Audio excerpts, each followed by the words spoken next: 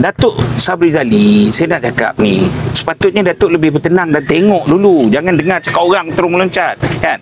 Kita ada video CCTV sampai ke bilik hotel. Kan? Jadi ketiga ialah, dan dia juga sedang berdepan dengan tindakan undang-undang daripada suami kepada perempuan tu. Assalamualaikum warahmatullahi wabarakatuh, dan terima kasih kepada sahabat-sahabat yang hadir bersama dengan saya hari ini dan teman-teman media. Panggilan ini merupakan panggilan saat akhir kerana persoalan saya baru saja dipanggil. Hari ini saya hadir. Pertama, saya akan buat laporan polis ke atas satu dokumen yang kita gelar sebagai Ops Yamashita. Peringkat pertama, fasa pertama, kita dinamakan Ops Shunzu, di mana kita mendedahkan akaun milik bekas Panglima Tentera Darat yang diarahkan bercuti sekarang ini, dan saya juga nak mengumumkan berita gembira di mana kita mendengarnya dengan sangat baik dan positif. Beliau baru saja dikeluarkan daripada ICU dan diletakkan dalam ward biasa, kan? Kita doakan dia cepat baik pulih supaya boleh menyelesaikan sama membantu siasatan dan sebagainya. Ops Shunzu juga mengandungi beberapa dokumen-dokumen berkaitan dengan akaun proksi ahli keluarga terdekat beliau, dan semua kita dah bekalkan kepada pasukan keselamatan, polis, pihak berkuasa dan juga SPRM. Sewajarnya SPRM dan polis tidak ada alasan lain selain daripada perlu membekukan dan rakaman percakapan. Saya juga ada membangkitkan persoalan sedikit keraguan kerana beberapa lokasi diserbu tetapi rampasan tidak diumumkan. Ni pelik lah, kan? Tiba-tiba tak semena-mena Mak Ain Sabri kau susun betul-betul, kan? Datuk Seri Ismail Sabri kena, macam-macam orang kena. Tapi kali ini apa yang nak diselindungkan saya tak pasti juga, tetapi saya juga menghormati strategi penyiasatan dan sebagainya. Orang lain tak habis siasat pun, kamu dedah begitu saja, kan? Okey, hari ini saya akan buat laporan polis ke atas Ops Yamashita. Ni Ops Yamashita, di mana saya dah terbitkan pun di muka buku saya, Facebook saya, Cikgu Bat, kan? Dan hari ini juga saya hadir ke IPD Dangwangi kerana dipanggil untuk rakam percakapan dan proses siasatan. Kerana ada, saya dipanggil lah, tapi saya difahamkan kerana ada laporan daripada pihak Angkatan Tentera Malaysia berkenaan dengan dokumen sulit dan sebagainya, kan? Berkaitan saya mendedahkan dokumen yang menjadi rahsia kerajaan. Ingin saya tegaskan, tujuan saya hanya satu, membenteras rasuah dalam negara tanpa mengira siapa. Niat suci ini sememangnya mendapat tentangan dan pelbagai kerenah birokrasi dan seolah-olah tindakan pihak berkuasa secara terpilih, kan? Berkaitan dokumen rahsia, biarlah pihak berkuasa membuat siasatan dan semakan kepada agensi-agensi berkaitan. Saya percaya dokumen rahsia yang asalnya telah dimajukan kepada saya, sebahagian besarnya memang dalam pengetahuan Menteri Pertahanan dan Perdana Menteri Malaysia.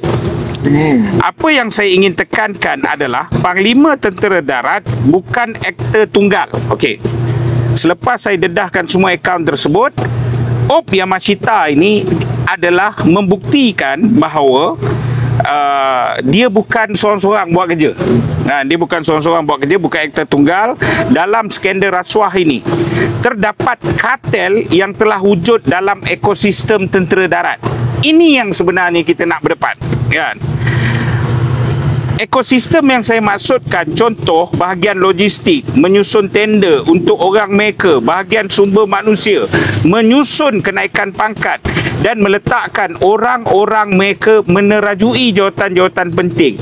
Bahagian perancangan pertahanan menentukan spesifikasi tender inline dengan peralatan syarikat-syarikat yang terpilih.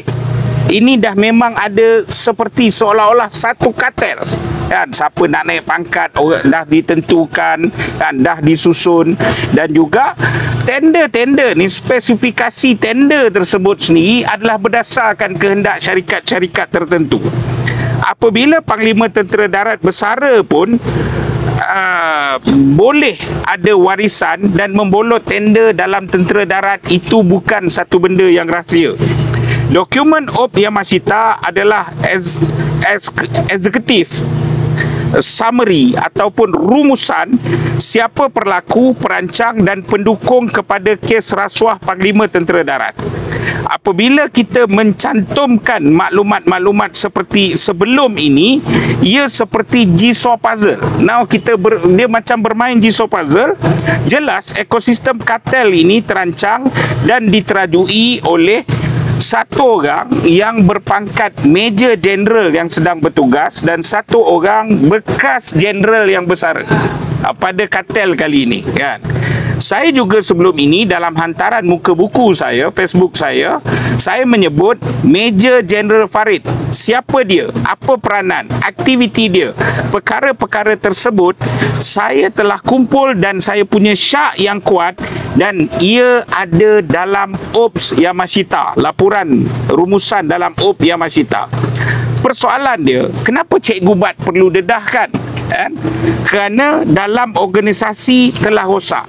Seperti saya sebut tadi, Perdana Menteri dah tahu, Menhan dah tahu, kan, sebahagian besar daripada dokumen daripada Sun Tzu sampai Yamashita, ya, tetapi kerana sistem ini dikuasai oleh kartel, ada bahagian integriti baik dalam pasukan tentera macam tak berfungsi. Ada aduan, tetapi masalahnya aduan bukan setakat dibakul sampahkan. Yang dicari ini adalah punca.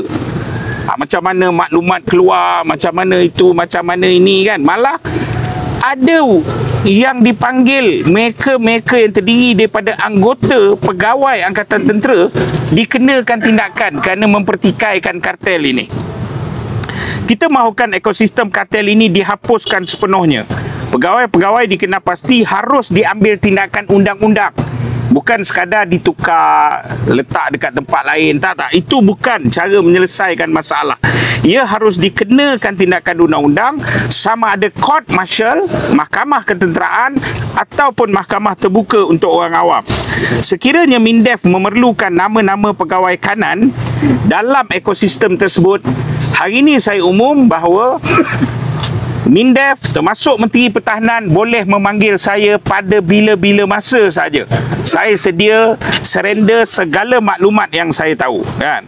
Kita berharap PDRM dan SPRM tegas dan telus membuat siasatan terhadap apa yang kita dedahkan, kerana maklumat ini adalah maklumat usaha daripada rakyat.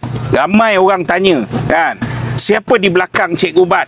Ada yang tuduh tanpa berselindung PAT yang baru pencen pun nama disebut. Ini orang belakang Cikgu Bat. Saya bagi tahu, lillahi ta'ala, saudara, saya tak punya hubungan dan saya tak berhubung dengan dia. Malah saya bagi tahu, kan, fail dia pun ada dengan saya. Malah saya beritahu, fail dia pun ada dengan saya. Dan kalau dia tak berpencen hari itu, kita langgar dengan dia sekali. Tapi dia dah berpencen, kan.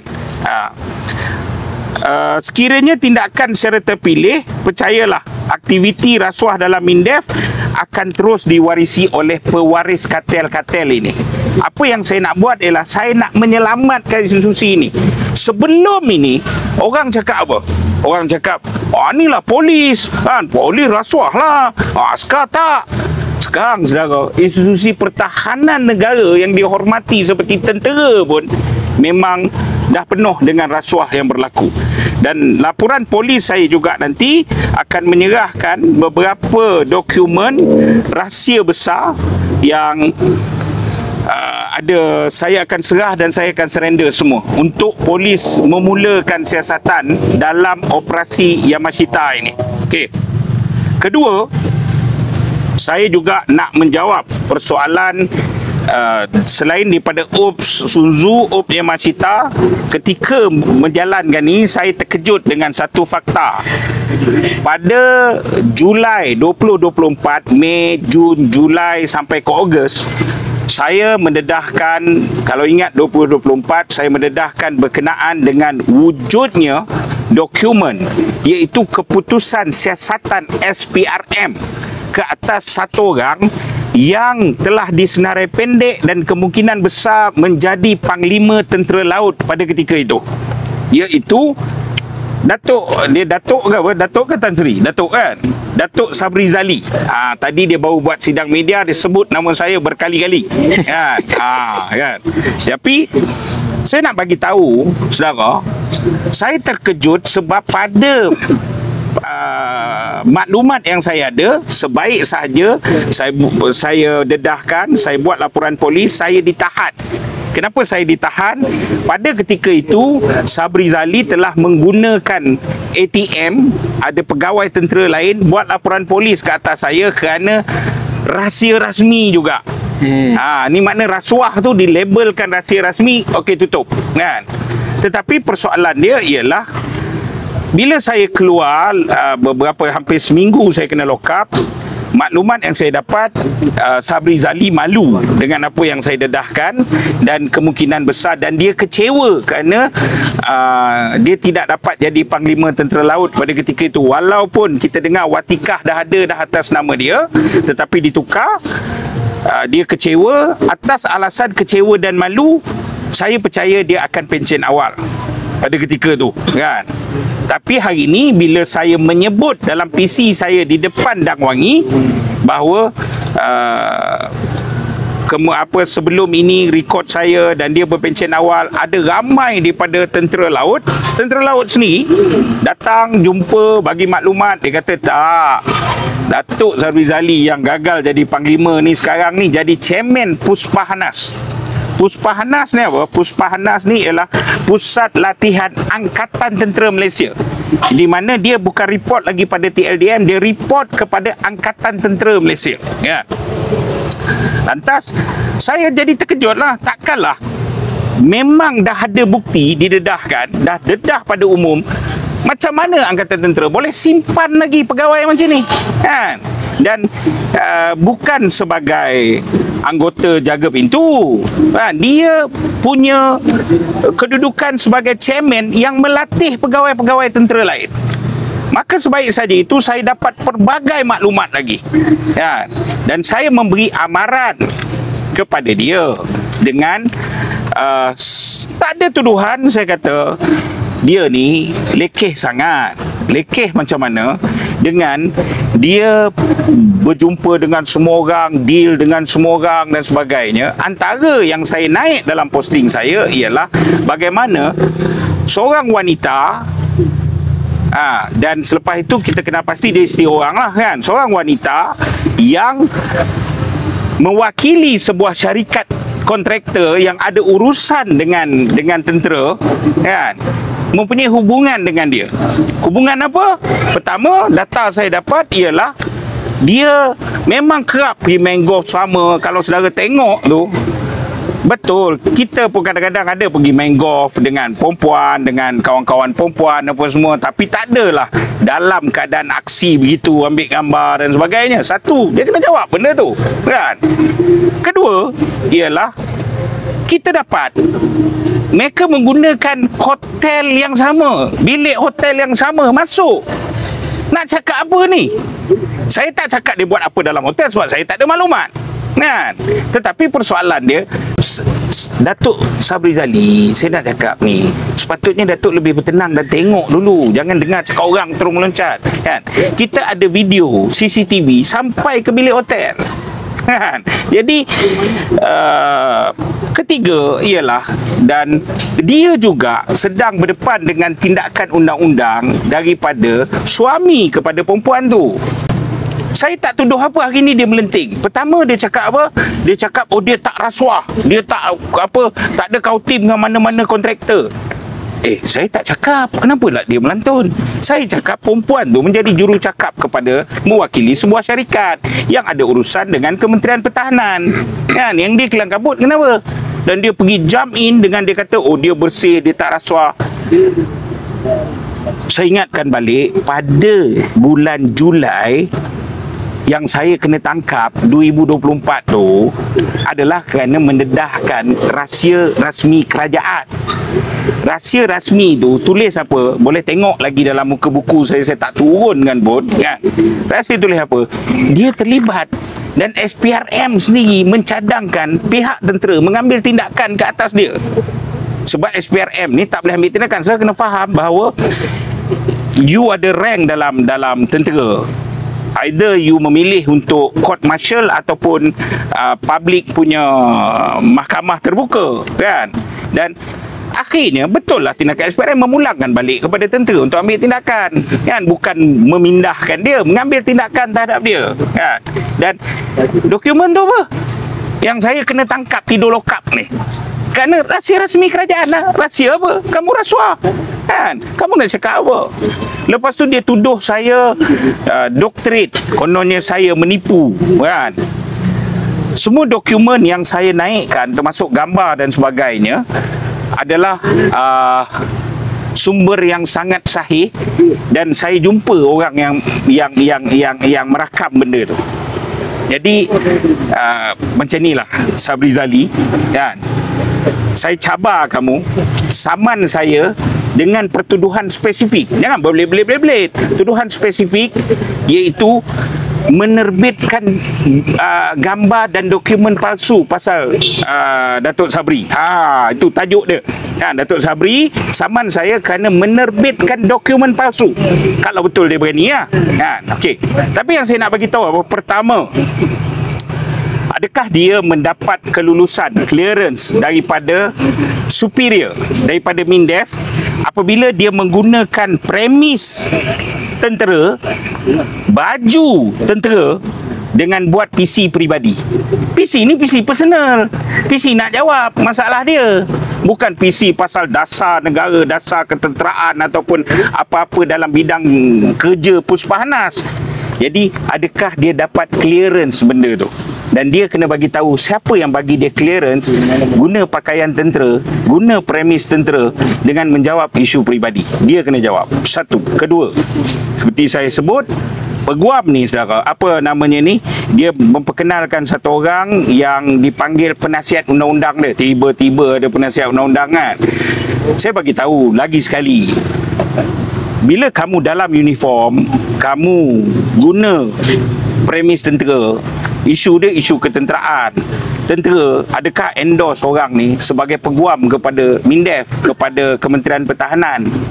Dan kamu tak boleh guna macam ni. Kamu salah ni. Macam mana kamu jadi chairman Puspahanas yang melatih anggota tentera? Benda semudah ini pun kamu salah. Jadi yang ketiga yang saya nak sebut ialah ini masalah tentera. Bukan tentera saja, ini masalah Malaysia. Bila ada orang pangkat tinggi, pangkat bagus sikit, kan, dah banyak kali jumpa ke, berkawan ke, buat kerja-kerja apa betul dan tak betul bersama, melakukan kesalahan, tukar tempat, lindungi terus. Tapi kalau anggota bawah, kan, kopral, prebet, apa semua kena hukum. Malah kalau kesalahan sebegini, kena buang. Kan? Ini rungutan anggota dan pegawai di bawah. Kalau orang bawah buat semua, teruk kena. Kan? Ada yang cabut paku, ada yang cabut pangkat, ada yang kena macam-macam. Tapi ini kesalahan sebesar ini. Dan saya minta Menhan, saya ucap terima kasih lah Menhan respon saya dalam Op Sunzu, kan? Tapi saya minta Menhan dalam ini, please be specific. Orang ni kena digantung tugas. Orang ni kena digantung tugas. You bertaraf general, you berbintang-bintang, kamu boleh mingle around dengan cara, dengan kontraktor, dengan ni, dengan perempuan macam ni. Macam mana dengan rahsia negara? Kan. Ini satu benda yang sangat serius sangat, kan. Okey. Hari ini saya masuk, satu, saya akan buat laporan polis menyerahkan semua dokumen yang kita memulakan juga pula lepas ini Op Yamashita. Kedua, Op Sunzu yang kita tangguhkan, kita pun akan mulakan balik sebab yang daripada ICU dah keluar. Kan. Polis dan SPRM kena selesaikan. Saya dah serahkan semua, bukan setakat akaun bank, saya serah dia baru beli kereta cash dan sebagainya, rumah. Kamu kena siasat. Yang ketiga ialah kepada Datuk Sabri Zali. Kadang-kadang bila kita menggelabah sangat, orang lagi nampak kesalahan kita, kan. Bertenang, kalau Datuk Sabri Zali ada maruah, kamu pun bercutilah sementara siasatan diselesaikan. Ataupun kalau Mindef rasa perlu ada pegawai-pegawai dia mengekalkan integriti, gantung Sabri Zali, kan. Dan kalau Sabri Zali menggelupur sangat, saman Cik Gubat. Tapi saya bagi tajuk saman tu. Tajuk saman tu sebab dia yang sebut. Dia kata apa? Cik Gubat menipu, doktrin dan juga fitnah dan juga selektif. Ni pun macam mana kamu jadi chairman Puspahanas ni? Dua benda ni berbeza bang. Selektif maksudnya A buat salah, B buat salah, tapi A je kena. Bila dia kata saya selektif dalam tersebut, makna dia mengaku salah. Tapi dalam dia mengaku salah, dia kata pula saya fitnah. Dan saya ingatkan Sabri Zali menuduh orang fitnah tu juga fitnah. Ya. Okey. Ada apa soalan? Saya ucap terima kasih. Ada apa, Pi? Dah jawab semua tu. Apa ni, banyak orang tanya ni, apa motif Cik Gubat ni? Dedah sini, apa end game Cik Gubat sebenarnya? Saya mempertahankan sebuah negara yang berintegriti, khususnya dalam bidang pertahanan negara ketenteraan, kan. Dan saya ada banyak lagi. Selepas Op Sunzu, kita ada Op Zibat, kan. Jadi semua orang yang ada buat salah dan rasuah dalam ketenteraan ni semua kena berjaga-jaga. Saya tak nafi ada ramai orang datang jumpa saya sekarang, kontraktor, pegawai yang bertugas, bekas pegawai dan sebagainya. Tapi saya tak ambil apa tawaran sekali pun. Saya bagi tahu. Tawaran, ugutan dan ancaman saya dapat. Dan untuk itu juga saya selain daripada OPS ini, saya juga cuba membersihkan politik negara, kan. Saya ambil contoh, saudara. Ni Sufi dia marah lah, kan.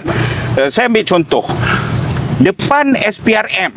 Siapa ada depan SPRM itu? Depan SPRM ni ramai TV3, media perdana semua ramai, kan? Ramai rakam. Okey. Pertama, saya melanjutkan PC saya daripada Dang Wangi hari Isnin ke PC SPRM hari Rabu. Saya membacakan. Okey. Kemudian saya menyentuh juga satu lagi perkara, iaitu berkenaan dengan Muhyiddin dan menantu Muhyiddin. Ya, saya menyentuh dan saya mendedahkan. Saya nak membuktikan bahawa Perdana Menteri sedang pegang anu Muhyiddin. Kerana itu Muhyiddin jadi perlahan, parti jadi perlahan, Perikatan Nasional jadi perlahan. Malah siapa yang attack Anwar Ibrahim secara terus akan menjadi musuh kepada Muhyiddin dan musuh kepada parti. Ya, okey, baik. Saya dedahkan fakta semua, kan. Bagaimana minta 100 juta apa semua, saya dedah. Dan saya bagi tahu bahawa itu juga saya serah kepada SPRM, termasuk bukti audio dan visual. Okey, baik. Petang, malam, hari ni dah seminggu. Hampir seminggu. Saya tanya semua orang, TV3, kalau saudara ni, TV3 malam tu tajuk berita apa dia? Saya ketua bahagian, saya kritik presiden saya untuk menyelamatkan parti saya. Tapi asbab nak menyelamat parti itu bagi musuh tak penting lah. Musuh fikir, ini peluang baik. Tajuk berita pertama, Ketua Bahagian Podikson telah mendedahkan rasuah yang dilakukan. Itu tajuk dia. Tapi sampai hari ni dia menjadi tajuk berita tak? Ada tak media utama siar? Tak siar. Sebab apa tak siar? Sebab kita sedang sabotaj usaha Anwar Ibrahim gerak kerja rejim memegang telur Muhyiddin Yassin. Kan? Kita sedang sabotaj sebab saya kata apa? Mereka akan pegang dan hujung ketika pilihan raya mereka akan dedah. Itu baru satu kes, ada banyak kes lain. Dan daripada dia dedah, baik kita dedah dulu, baik kita sabotaj usaha rejim. Kan? Jadi itu pun saya, seorang kata Cikgu Bat tak serang orang politik. Adalah banyak, ada anggota-anggota yang sedang bertugas yang mungkin ada kepentingan kan. Dia kata apa? Pegawai-pegawai ni, oh Cikgu Bat kenapa orang politik tak serang? Cikgu Bat alat madani. Dah aku pula alat madani kan. Jadi saya membuktikan benda-benda ini. Yang saya nak apa dia? Salah-salah betul-betul. Negara ini perlu diselamatkan. Negara ini perlu berdiri di atas dasar integriti. Negara ini diambang kehancuran atas beberapa sikap dan polisi politik yang salah. Maka kita akan melengkapkan kemusnahan itu kalau kita tidak merungkai isu kartel dan rasuah ini. Cikgu Bat sebabnya PM terlibat, PM tahu isu ATM. Dan juga komen Cikgu Bat kenapa seolah-olah Perdana Menteri keep mumbling ataupun tidak mengambil tindakan, mungkin ada perkara yang hanya Menhan dan PM je yang tahu. Sebab beberapa dokumen jelas telah sampai, sebab dokumen tersebut mempunyai nota, dia telah sampai pun kepada pengetahuan PM dan juga Menhan. Kan? Hanya mereka saja boleh jawab. Kan? Jadi kalau ini terus berlaku, maka dia kata nak perang rasuah, nak perang kartel ni semua bohong semata-mata lah. Kan? Ini buka mulut dia bohong, tutup mulut pun dia bohong. Kan? Tuan tadi kata apa sanggup kerjasama ataupun beri kerjasama kepada Menhan lah. Dan adakah akan menyerah semua dokumen termasuk sumber? Okey. Itu saya bincang, dia kena Menhan panggil lah. Pertama kepada sumber semua, jangan takut. Kan? Gantung Cikgu Bat terbalik pun, kan? Saya tidak akan mendedahkan sumber saya. Itu sangat pasti. Dan kepada seluruh anggota tentera, malah rakyat Malaysia, tampillah. Kan? Ayuh, pertempuran kita, peperangan kita sekarang ini adalah membersihkan negara kita. Rumah perjuangan ini harus kita selamat dan bersihkan. Adakah Tuan sanggup berdepan bawa tindakan lah sebab mendedahkan rahsia-rahsia rasmi?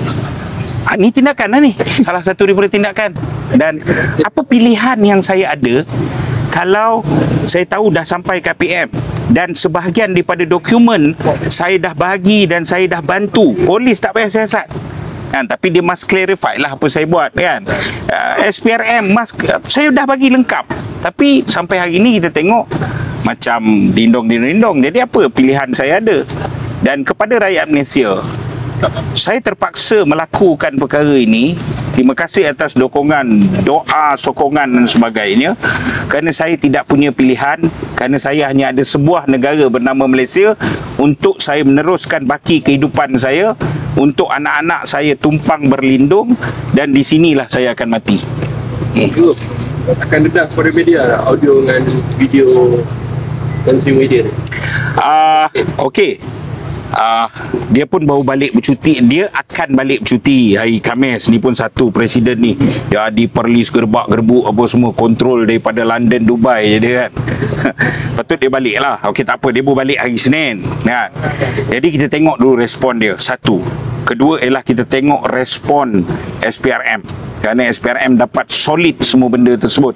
Tetapi kalau, sebab saya bukan nak cari populariti untuk mendedahkan semua benda ni, dokumen-dokumen ni bukan saya cari populariti, saya bagi dulu ikut saluran yang betul. Tapi kalau memang tak bertindak, tidak ada tindakan seperti dilindungi, saya terpaksa melakukan perkara tersebut. Okey, baik. Cikgu Bat akan ada penangkapan ke ke atas Cikgu Bat hari ni? Macam mana respons sikit? Hari ni hari Jumaat, kita doa yang baik-baik. Kita doa yang baik-baik. Tapi ketika melangkah untuk perkara-perkara seperti ini, saya bersedia untuk perkara yang terburuk. Tapi saya sentiasa menghargai doa kalian semua untuk yang terbaik.